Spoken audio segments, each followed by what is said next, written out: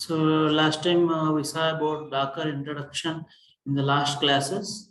So we saw about Docker introduction, installation, images, how to create an image, and also how to create a container. Okay, and also like we saw about how to view the active containers and also inactive containers, and also we saw what is Docker run command, and also how to view the Docker from the Docker desktop. That is nothing but GUI. Okay, and later we saw about Docker logs and also Docker pull request, and also pulling the images, like we saw about Docker pull MySQL, and also we saw about Docker containers, and also containers viewing Docker space PS, and also we saw about history of the Docker image, and also we saw how to remove the image and also removing the container, and also we saw about Docker how to stop it. So and also how to stop it. So after stopping only we can able to remove the Docker. So next we saw about Docker container start and stop from the Docker desktop. So from the Docker desktop, how to start and stop the application, that also we saw. And also we saw about Docker pause container. Docker pause container is like how to pause a particular container, and also how to unpause also we saw. Okay, so and also we saw about Docker inspect and Docker inspect command. Through that we can able to find the internals of the Docker image. Okay, and also internals of the internals like IP address, everything. And also we saw about Docker prune to you know delete the containers, right?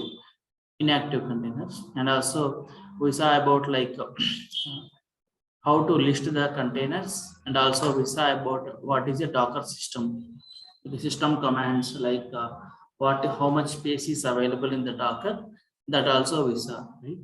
So up to here we saw last time.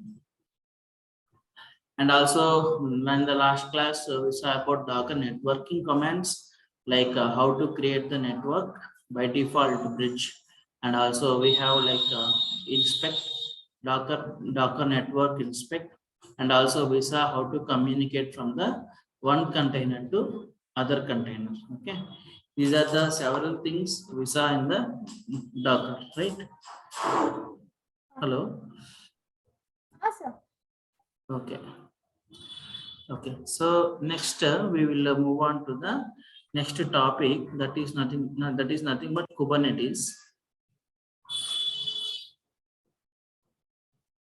Okay. So this is the next topic actually. Okay, why we are using actually Kubernetes is like Azure Kubernetes service. It is an actually highly available system. It will make the whatever the application deployed in the Docker. It can be one or more Docker images, Docker containers. So all those containers will be available inside the Kubernetes service. Okay. So in this Kubernetes service, why we are putting here is to manage the clusters, to manage the Docker images. Okay. So here the AKS is, we call it as Azure Kubernetes service. So there where we will see the application.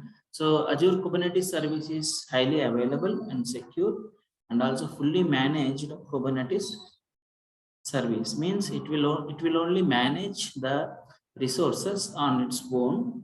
For example, if you have some one or two Docker containers, so it will manage them, and by actually giving the connections by only just creating the cluster.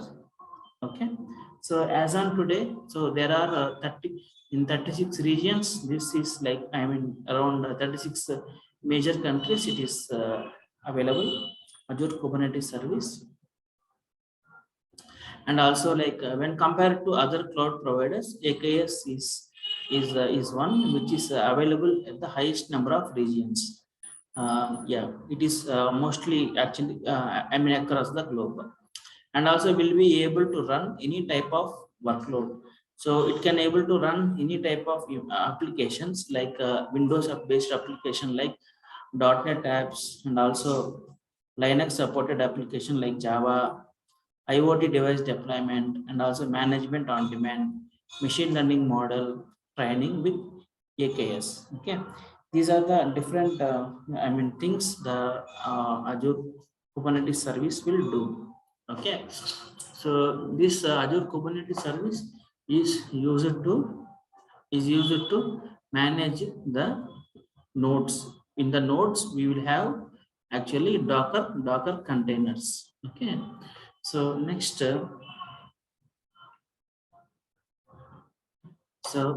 is like Azure Kubernetes service and its architecture.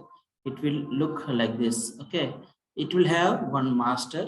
In that master, it will have actually from the master it will have worker nodes.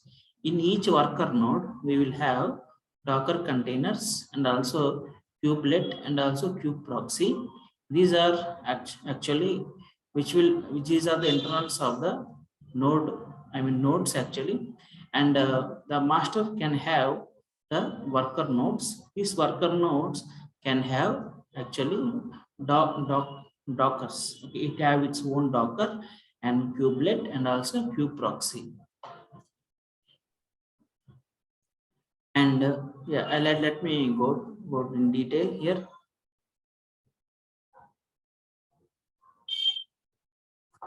Okay, so here, so in the Kubernetes architecture, so we can find it. It is like we have Kube API server. It acts as a front end for Kubernetes control panel. Okay, plane. And also it exposes to the Kubernetes API. So every operation in the Kubernetes or Docker, even in the Docker also same, they will act. Suppose if you give Docker space container space PS, so there will be one API will be triggering in the backend, and that will go and get the data for you. Okay, just like that, the Kubernetes also it works exposes to the Kubernetes API, which the control will be coming from the front end.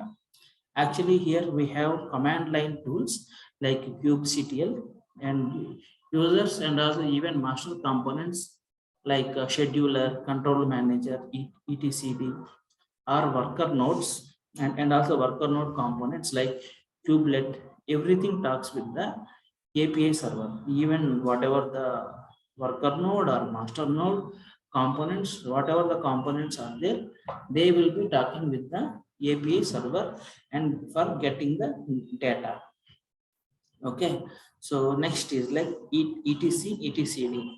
It consists of highly available key value store used as Kubernetes backing store for all cluster data. So actually it will contain a key value store, and where it will get the where it will have this backing store, means it is just like a backup for all the clustered data.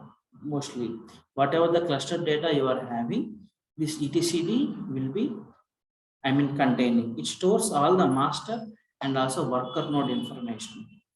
It always stores the master and also worker node information. So if there is any crash has happened, so from the etcd we can able to get the details. And also the very next one is kube scheduler. Kube scheduler is responsible for distributing the containers across the multiple nodes. This kube scheduler, what it will do, suppose you have some two nodes. In two nodes you are having two different Docker images. Okay, this kube scheduler, what it will do, it will arrange it, or it will tell to the to the thread. So you have to it will distribute the containers across the different nodes. If you have some 1 or 10 or 20, all these nodes are managed by this kube scheduler. And also it watches for in the newly created pods. Pod is one of the way, one of the place where a place where we are creating in the Kubernetes cluster.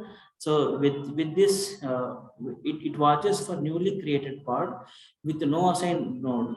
So suppose if you are created, I will tell about this pod in the further sessions. So, it watches for newly created pods with no assigned node if it is not assigned, and selects a node for them to run on. So it will select a specific node for that, and it will run the pod actually.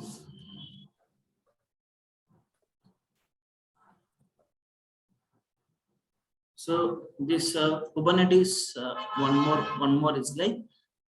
more is like control kube control manager. Controls are responsible for noticing and also responding when nodes, containers, or endpoints go down. Controllers are responsible for noticing and also responding when nodes and also containers and endpoints are, if endpoints are going down at this point of time, what will happen? The controllers will take the responsibility for responding for the nodes. It will make the decision to bring up the new containers in such case. If there is any crash has happened, so who is the first person to bring the nodes up means that is kube control manager, which is an internal of the Kubernetes cluster. Kube control manager, sir? Yeah, tell me. No, no, sir. You told some of the first person, right? Second. Sir, can you repeat once again? Hello? Hello, you can hear me, no? Sir, can you repeat once again, sir? This kube Yeah. controller manager. Kube controller manager, actually it is responsible for bringing back the nodes and also containers which is there with the Kubernetes cluster. Kubernetes cluster, it will contain in general some nodes, no? Each node again will be having a Docker image. Okay, this Kubernetes cluster, whatever it is, there. Suppose if there is any crash has happened, this cube in that in this kube control manager, what it will do, it will bring up, it will take a decision to bring up the new containers in. If it is like, it will troubleshoot and also it will bring up if there are any minor errors are there, it will resolve it, and also it will bring up the application by bringing up the new containers. Okay, and also it is node. Here we have node controller. Node controller is responsible for noticing and responding when nodes go down. If the nodes are going down, what will happen? It will this node controller is responsible for noticing and also responding. Okay, and one more is like replication controller. Replication controller, what it will do, it is responsible for maintaining the correct number of pods. How many number of pods of whatever we have. Suppose yesterday we have some 20 pods, and so today it was like reduced, then definitely it will take care like to bring up all the 20 pods to the application for every replication controller object in the system. Okay, it will maintain the correct number of pods all the time in the system. And also one more is like an endpoints controller. Endpoints controller, what it will do, it will populate the endpoints object, that is like join services and pods. Okay, population in the sense what means inserting.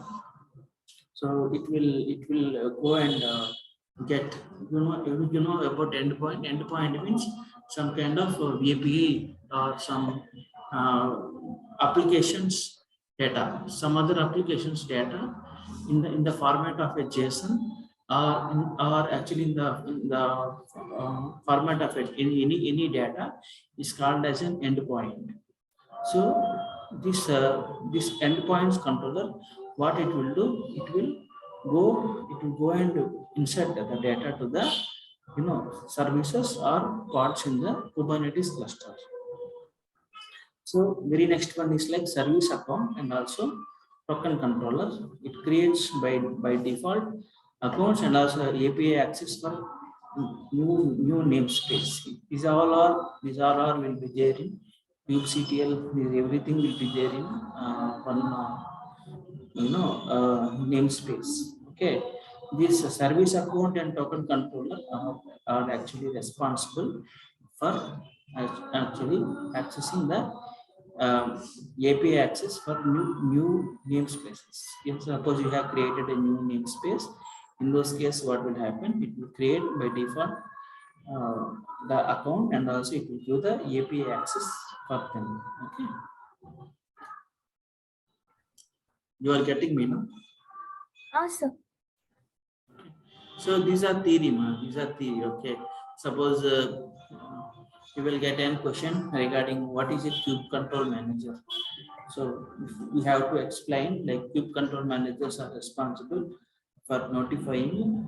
Suppose if the endpoints and containers or the nodes when the end, okay, when they are down. Okay, there are parts of like node controller, root application controller, endpoint controller, and also service account and token controller, and also their importance you want to mention to the interviewer. Okay. So, and the next one is like a Kubernetes control panel component, cloud control manager. That is this one.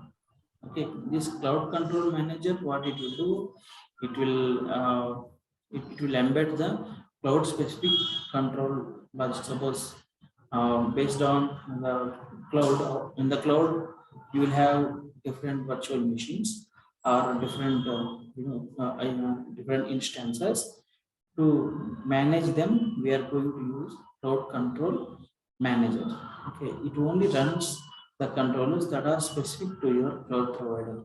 So it will only run the controllers that are which are specific for your cloud provider. For example, you are using Azure, so whatever the services it is actually using, only those controllers will be running actually. For example, Kubernetes is actually having some pods, everything. Only those controllers will be actually up. Okay, and also like it won't go to the external than that. And also on premise in the sense, what means on premise means your laptop, okay, or your desktop or laptop environment are called as on premise. Okay, on premise Kubernetes clusters will not have this component. Uh, so in the on premise means in your laptop, Kubernetes clusters will not have this cloud controller manager. Why? Because it is not connected to the cloud. Only inside the portal.azure.com or AWS. Okay, in those websites only you could able to find this one. Okay, and also one more is like node controller for checking the cloud provider to determine if a node has been deleted in the cloud after it starts responding. So it will check the cloud provider, and also it will tell to the user whether the particular node inside Kubernetes cluster is deleted or stopped or not. It will mention. Who will mention? Node controller will mention. Okay, and also one more is route controller. Route controller, what it will do for setting up of the routes and in the underlying cloud infrastructure. For example, if you want to connect from Kubernetes to the Docker, so these are two different services, but the Docker is installed inside the Kubernetes, right? So to maintain those routes or communication between them will happen from the route controller. And also one more is like service controller. For it is used to create, update, and also delete the cloud provider load balancer. So sometimes one Docker image there will be large amount of data. In one more Docker image there will be less amount of data.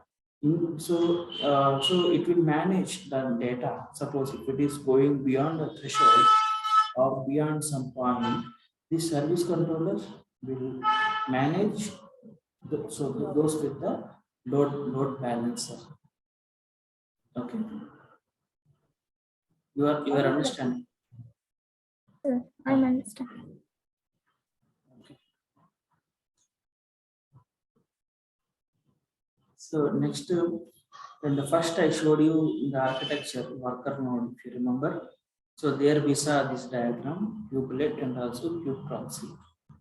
Okay, kubelet is an agent that runs on every node in the cluster. Kubelet is an agent that will run on every node in the cluster. This agent is responsible for make sure that containers are responsible in a pod on a node. So it is responsible to make the containers are running in a pod. So in your pod only, this Docker container will be running. So this pod will be there inside the node. This node will be there inside the Kubernetes cluster. Okay. First, highest scope is Kubernetes cluster. Inside the Kubernetes cluster, okay. So inside this Kubernetes cluster, you will have a node. Inside this node, you will have a pod. Inside this pod, you will have a Docker containers.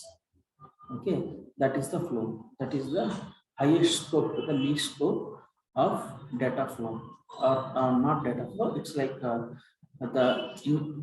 infrastructure. Okay, here kube proxy. One more element is there. That is like kube proxy. So it is a network proxy that runs on each node in your cluster. It is a network proxy that is going to run on each node in your cluster, and also it maintains network rules on the nodes. So it will always maintains the network rules, whatever the suppose for actually connection, you have some secured operation like TLS. There are some TLS and also HTTPS. Okay, so these and all will be managed by the kube proxy. Okay, so if your application, if you see some applications are with HTTPS, what does that mean? It is secure. In some applications, they will start with HTTP, so they are not secured. Okay, so this kind of rules are maintained by the this whether the applications are actually inside the Docker container are actually having a secured protocols or not, that will be checked by the kube proxy. Okay. In short, these network rules allow network communication to your pods from network sessions inside or outside of the cluster. So it will check whether the communication to your pods, one pod to other pod from the network inside and outside. So sometimes you have to give a call. So one container will go and interact with other container. We saw yesterday in the last class in Docker network concept, how to connect from one IP address to the other IP address. Okay. Yeah. So the same thing. Actually, who is managing this in the Kubernetes is like kube proxy. Kube proxy is like which is like checks the whether we are doing a correct way of communication or secure way of communication. So one more is like this container runtime. So container runtime is the underlying software. So where we are running all the Kubernetes components. So all the Kubernetes components are there inside this underlying software. Okay, that is we can call that as Docker. Okay, we are using Docker, but we have other runtime options also, like container DRKT, something like that. But mostly used containerization is Docker. Okay, your node will have the pod will have the Docker. Okay, Next.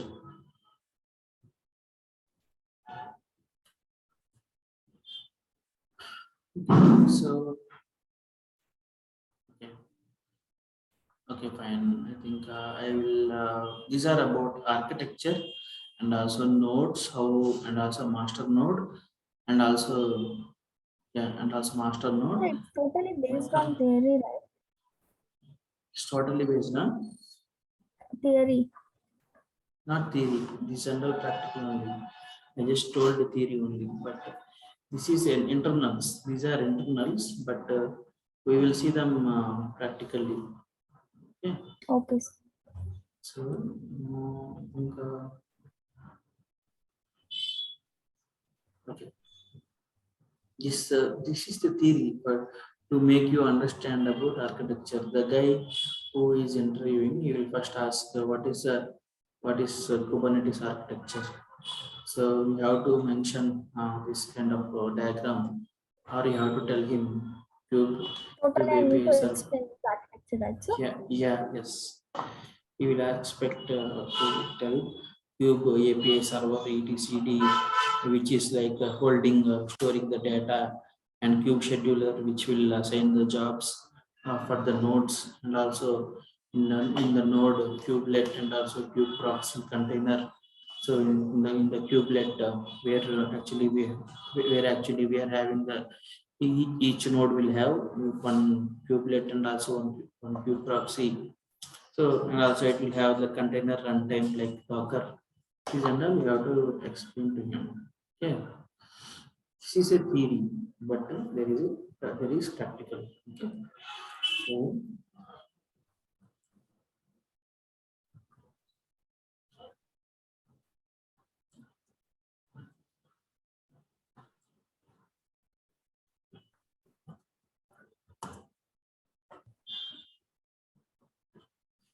okay, I think portal.azure.com. I have my um, cloud version here. So let me go there.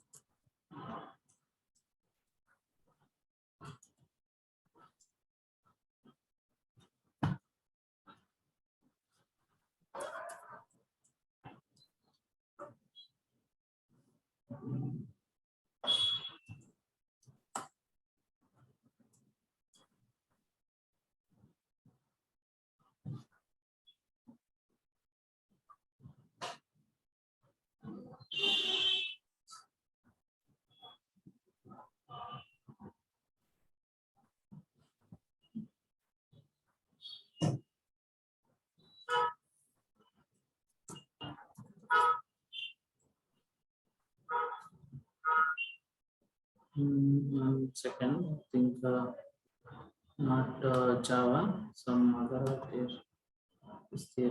One second.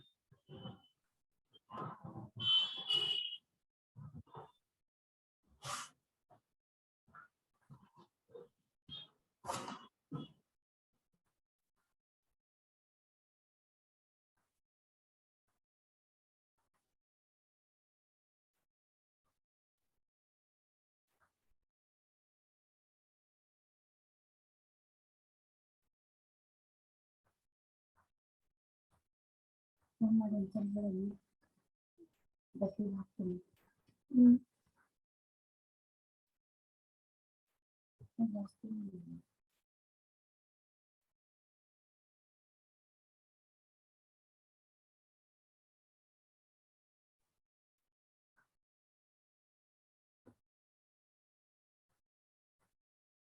I'm going to log on. So, do you have any credit card?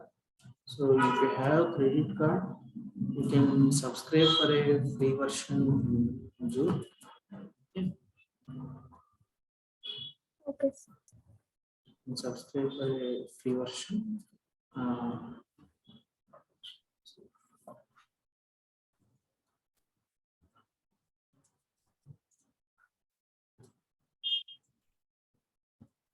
This is my cloud service. So I will show you how does it look like.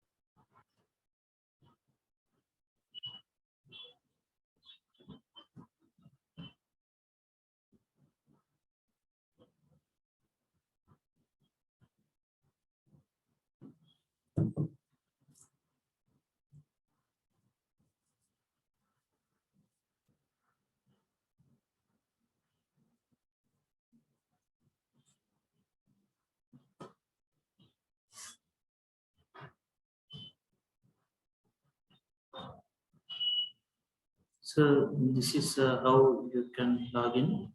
Okay, you are seeing it, so right? Sir.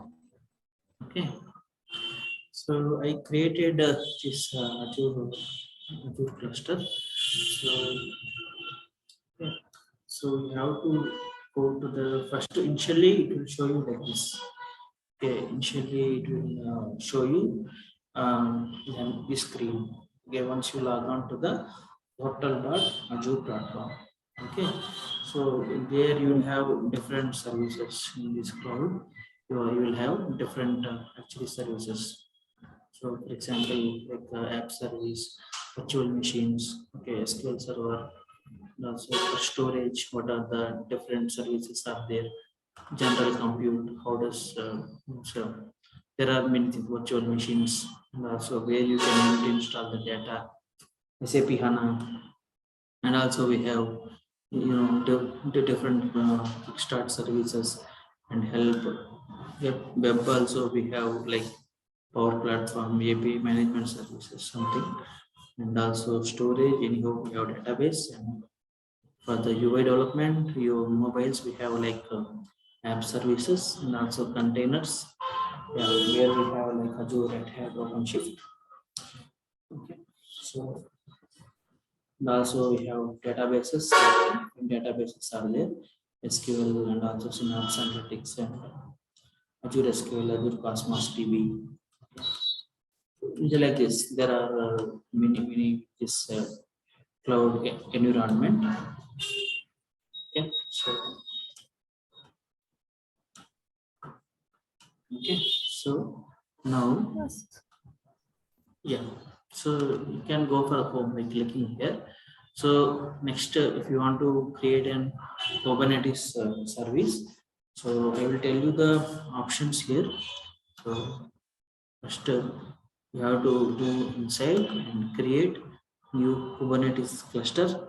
So I have mentioned in PPT. If you remember, the cluster Kubernetes cluster will have nodes. Nodes will have pods and also Docker, right? Docker containers. Just click on this top of this, right? So it will ask you like if you take free service, it will show here free trial service, and also here the resource group also it will ask you to create. So I have created already my actually resource group. That's what that I am giving here, and also some cluster name you can mention here. Suppose for example, Hadoop. So something like that I am mentioning. So it is deployed once you create this cluster, it will deploy in the US. Okay, US zones 1, 1, 2, and 3. Okay, that's where it will go and deploy. And next, if you go for the next tab is node pools. Whatever there by default, just leave that as it is. No need to do anything here. And also